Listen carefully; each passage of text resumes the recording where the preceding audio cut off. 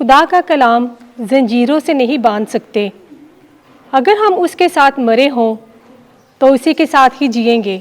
آج کی پہلی تلاوت مقدس پولس رسول کا دوسرا خط تیموتھوس کے نام 2 باب 8 تا 15 آیت مقدسہ تک۔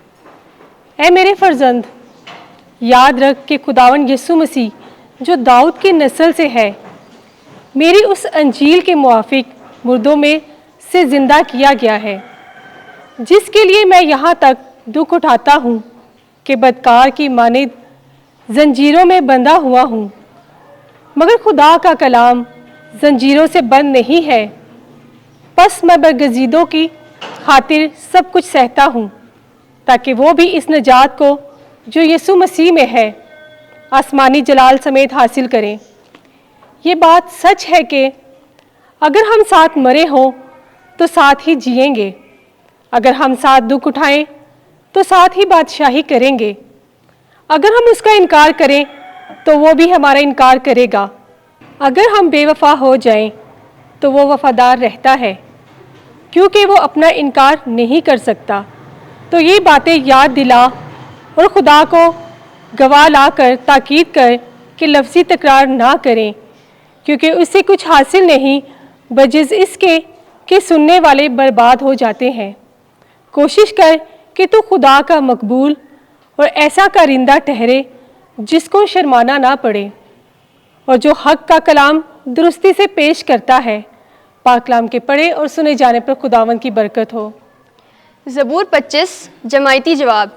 اے خداوند مجھے اپنے راستے بتا دے، اے خداوند اپنی راہیں مجھے دکھا دے اور اپنے راستے مجھے بتا دے۔ مجھے اپنی سچائی پر چلا اور مجھے تعلیم دے، کیونکہ تو میرا مخلص خدا ہے۔ جماعتی جواب۔ اے خداوند مجھے اپنے راستے بتا دے۔ خداوند نیک اور صادق ہے، اس لیے خطا کاروں کو چلنے کا طریقہ بتاتا ہے۔ وہ غریبوں کو راستے کی ہدایت کرتا ہے، وہ غریبوں کو اپنی راہ سکھاتا ہے۔ جماعتی جواب۔ اے خداوند مجھے اپنے راستے بتا دے۔ خداوند کی سب راہیں ان کے لیے رحمت اور صداقت ہیں جو اس کے عہد اور شہادتوں کو مانتے ہیں۔ خدا کا راز وہی جانتے ہیں جو اس سے ڈرتے ہیں، اور وہ اپنا عہد ان پر ظاہر کرتا ہے۔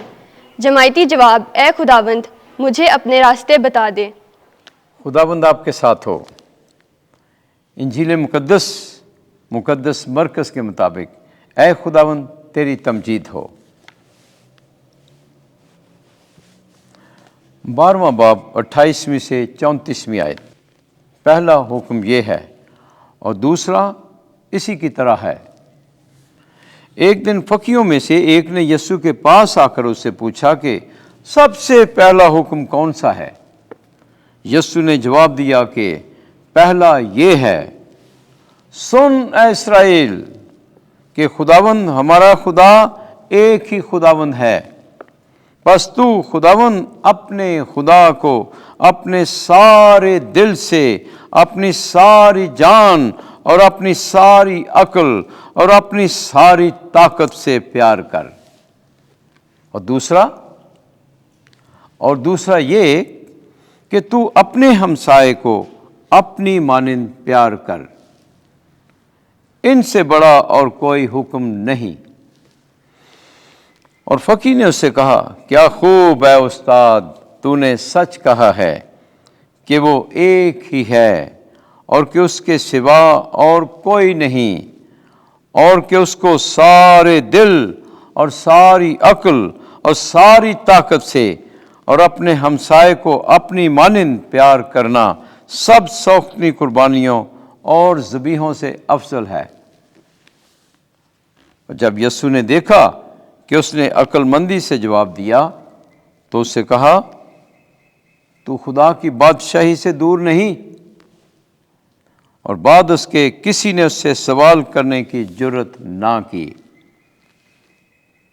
انجیل مقدس کے وسیلے سے ہمارے گناہ معاف کیے جائیں۔ اے مسیح تیری ستائش ہو۔